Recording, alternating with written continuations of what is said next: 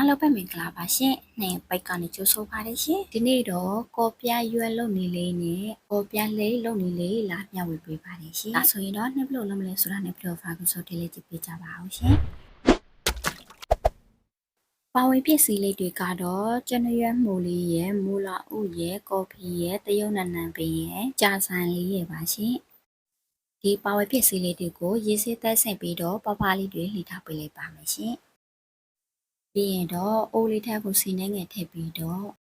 ခဏခါလှီထားတဲ့တီးရွက်လေးတွေကိုထည့်ကျော်ပေးလိုက်ပါမယ်ရှင်။တကယ်လို့ဒီနေရာမှာစီနဲ့ထက်မကျော်ချင်တော့ပြုတ်ယူလည်းရပါတယ်ရှင်။ပြီးရင်တော့ဒီနေရာမှာကြက်သားတို့ဝက်သားတို့ကိုလည်းတူပြလို့ရပါတယ်ရှင်။ကျော်သွားပေးလိုက်လို့တီးရွက်လေးတွေကနည်းငယ်လေးနွမ်းသွားပြီဆိုရင်တော့အရသာနေနဲ့စားနေငယ်အသားမုတ်နေငယ်ချုံမုတ်နေငယ်တခြားကိုတော့ကိုကြက်ရင်ထည့်လို့ရပါတယ်ရှင်။ဒါဆိုရင်တော့အားလုံးသမတော့အောင်ဖွင့်ပေးပြီးရင်တော့ရပြီပေါ့နော်ပြီးရင်တော့ပကန်းလေးထက်ကိုဂျိုမိုးနို့စီဘူးတစ်ဝက်စာထည့်ပေးလိုက်ပါမယ်ရှင်ရတာနေနဲ့တော့စာနေငယ်ဘေကင်းဆိုဒါနေငယ်ကြက်ဥတလုံးကိုထည့်ပေးလိုက်တယ်ရှင်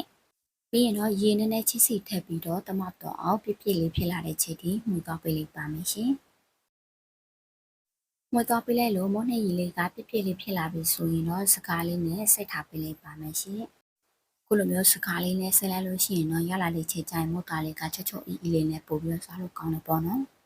ဒီကော်ပြလေးလေးကိုတော့လွတ်မီလေးလည်းအရန်လွတ်ကိုတယ်ပေါ့နော်ပါဝဖြစ်စီလေးတွေလည်းသိမများပါဘူးရှင်ပြီးရင်တော့စားလို့လည်းအရန်ကောင်းတယ်ပေါ့နော်မောနဲ့ရီလေးဆက်သက်ဖြစ်နေပြီဆိုရင်တော့မောလုံးမဲ့အိုးလေးထက်ကိုစီနဲ့နေထည့်ပေးလိုက်တယ်ရှင်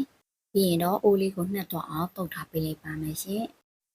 ပြီးရင်တော့မိုးနှက်ရည်လေးကိုဟင်းခက်စောကြည့်တဲ့ဆုံးစွာလောက်ယူပြီးတော့အိုးလေးနှက်တော့အောင်ကလိုမျိုးလေးပုံလေးနဲ့တကွာလောက်ထားပေးလိုက်ပါမယ်ရှင်။တစ်ဖက်ကကြက်သွားပြီဆိုရင်တော့ကြားတဲ့တစ်ဖက်ကိုလည်းလှန်ပြီးတော့ပြန်ကြိုပေးလိုက်ပါမယ်ရှင်။ခုလိုမျိုးမိုးလို့တဲ့ချိန်မှာတော့မီအေးအေးလေးနဲ့ပဲကြိုပေးရပါမယ်ရှင်။ခုဆိုရင်တော့နေ့ရဲ့မိုးသားလေးကရပြီပေါ့နော်။ဒါဆိုရင်တော့ကြာရှိနေသေးတဲ့မိုးနှက်လေးကိုလည်းခုလိုမျိုးလေးပဲလုပ်တော့ပေးလိုက်ပါမယ်ရှင်။ပြီးရင်တော့ပကံလေးထက်ကိုကြက်ဥအနှစ်တစ်လုံးကိုထည့်ပေးလိုက်ပါမယ်ရှင်။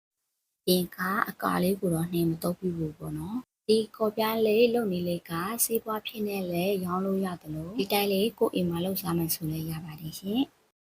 ဒါဆိုရင်တော့ကော်ပြားရွက်လေးကိုပကန်းလေးပေါ်တင်ထားပေးလိုက်ပါမယ်ရှင်ပြီးရင်တော့ခဏကြော်ထားတဲ့တီးရွက်လေးကိုလိုအပ်တဲ့လောက်ထည့်ပေးလိုက်ပါမယ်ရှင်ပြီးရင်တော့နှင်းလေးပြတဲ့ပုံစံလေးတိုင်းလိတ်တော့ပေးလိုက်ပါမယ်ရှင်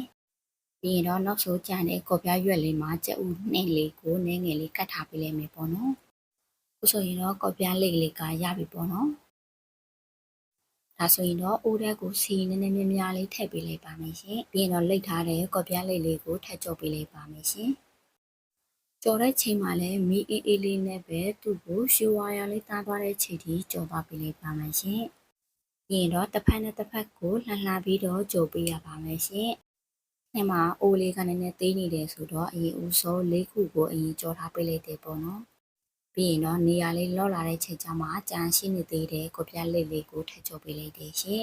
။ခုဆိုရင်တော့နှင်းကျော်သွားပေးလိုက်တာရွှေဝါရောင်လေးတန်းသွားပြီပေါ့နော်။ခုဆိုရင်တော့နှင်းရဲ့ကော်ပြားလေးလေးကတော့စားဖို့စစ်သက်ဖြစ်နေပါပြီရှင်။ပြီးရင်တော့ဒီကော်ပြားလေးလေးကိုတုပ်ဆိုင်ရင်လည်းအရန်စားလို့ကောင်းတယ်ပေါ့နော်။တုပ်တဲ့နေလေးကိုတော့နောက်ဗီဒီယိုမှာပြန်တင်ပေးမှာမို့စောင့်ကြည့်ပေးကြပါဦးရှင်။အားလုံးပဲတတား